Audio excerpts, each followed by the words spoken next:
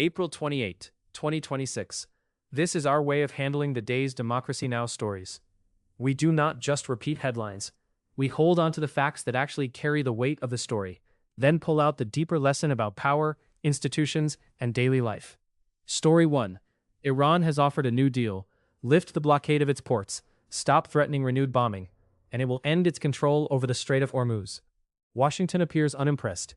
China and Russia blocked a UN resolution to reopen the waterway, while the UN Secretary General warned that fuel, fertilizer, insurance, and transport costs are now cascading into a global food emergency. The deeper lesson is that a choke point does not just move oil.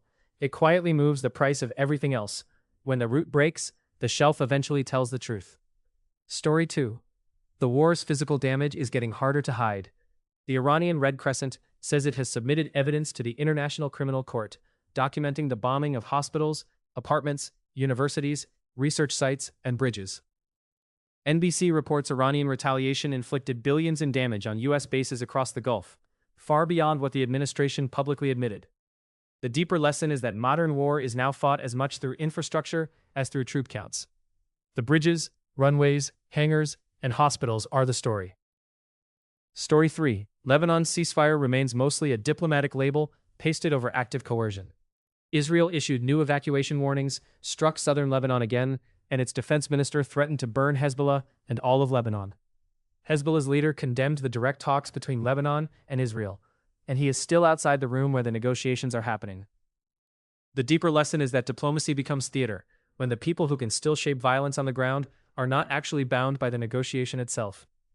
Story 4. Palestinians in Gaza held municipal elections for the first time in 2 decades. Voter turnout was low.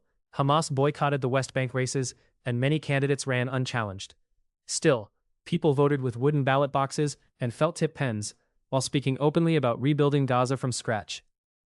The deeper lesson is that politics does not disappear under devastation. Even inside ruin, people keep trying to recover civic life.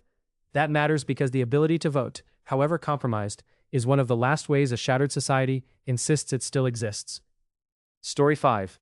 Wendy Sherman, once one of the top officials in the Biden State Department, has now said openly that Netanyahu's course in Gaza, with U.S. participation, has in essence created a genocide.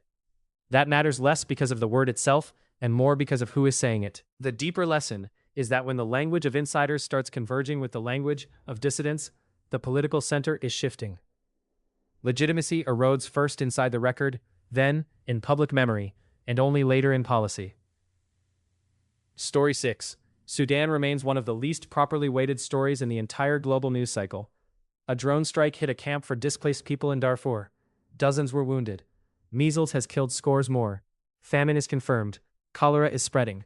Human rights workers say people are being held in horrific detention conditions.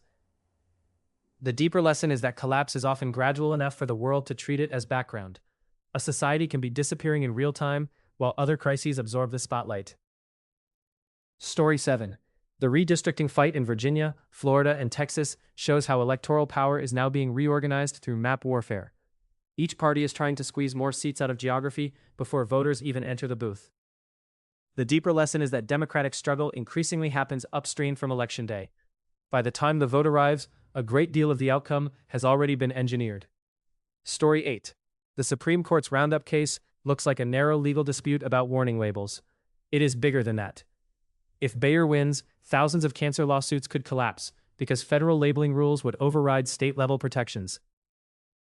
The deeper lesson is that technical legal questions often decide whether ordinary people can fight large systems at all. One doctrine about preemption can erase years of accountability. Story 9. More than 600 Google workers have signed a letter demanding the company reject classified Pentagon work tied to AI, citing fears of lethal autonomous weapons and mass surveillance. That sits alongside the Silicon Valley struggle over military deals and the OpenAI Anthropic fight already underway. The deeper lesson is that the most important battle in tech is no longer only about innovation. It is about who the tools ultimately serve. Once a system can see, decide, and act at scale, the real question becomes who gets to point it. Story 10. California's billionaire tax initiative has already gathered far more than enough signatures for the ballot, and Silicon Valley has poured huge money into killing it. Sergey Brin reportedly moved to Nevada in time to avoid it, then pressured Gavin Newsom to oppose the measure. The deeper lesson is that wealth does not simply resist redistribution in theory. It reorganizes residence, influence, and political pressure in practice.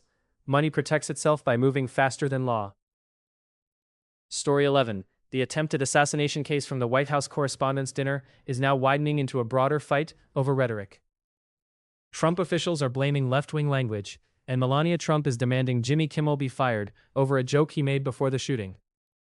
The deeper lesson is that after an act of violence, the struggle quickly shifts from the event itself to who gets to define its meaning.